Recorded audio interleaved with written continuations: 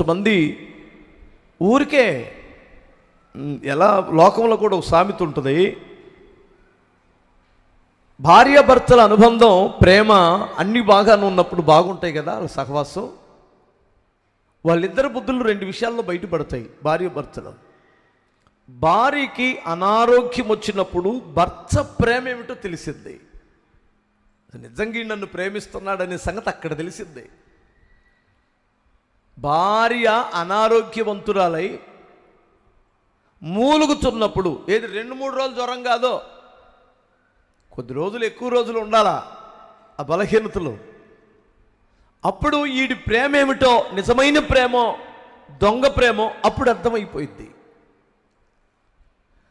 భర్తకి సంపాదన తగ్గిపోవాలా, సంపాదించలేని పరిస్థితుల్లో ఉండాలా భర్త, అప్పుడు ఆ భార్య ఉత్తమమైన ఇల్లాలో ఆయన ఇచ్చేదాన్ని సంపాదించేదాని మీద ఆధారపడిందో అప్పుడు తెలిసింది అసలు ఆ భార్య ఏమిటో.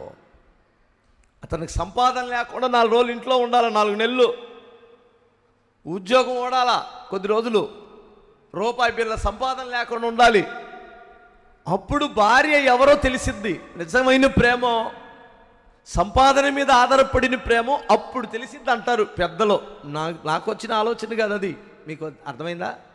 భార్య మూలుగుతున్నప్పుడు రోగంతో అప్పుడు ప్రేమించే భర్త అయి ఉండాలి, అనారోగ్యముతో ఉన్నప్పుడు దగ్గరికి తీసుకునే భర్త అయి ఉండాలి.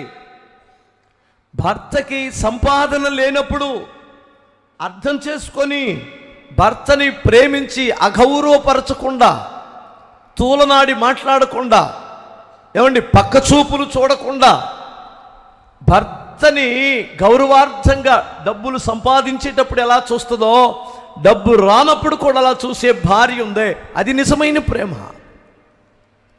అలాగే దేవుడు ఇచ్చినప్పుడు మాత్రమే కాదు, ఇవ్వనప్పుడు ఎత్తుపల్లాలలో, కష్టాలలో, బాధల్లో, అనారోగ్యములో దేవుడితో నువ్వు ఎలా సహవాసం చేస్తున్నావో, ఎలాంటి ఉద్దేశంతో ప్రభుని వెంబడిస్తున్నావో దేవుడు అన్ని విషయాల్లో మనల్ని పరీక్షించి నిర్ణయం తీసుకొని అప్పుడు ఆయన చెప్పాలి, ఈమె నా స్నేహితురాలు, ఇతడు నా స్నేహితుడు, నన్ను వెంబడిస్తున్నవాడు అని. హల్లెలూయా.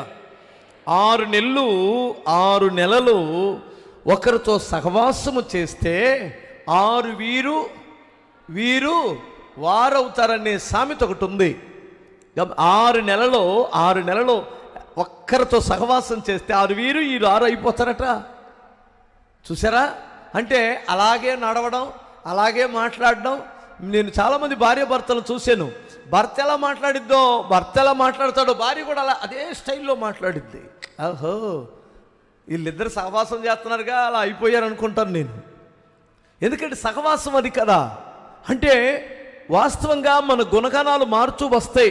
ఒక వ్యక్తితో సహవాసం చేస్తే, చెడిపోయిన వారితో సహవాసం చేస్తే చెడిపోతావు, మంచి వారితో సహవాసం చేస్తే మంచివాడిగా మారిపోతావు.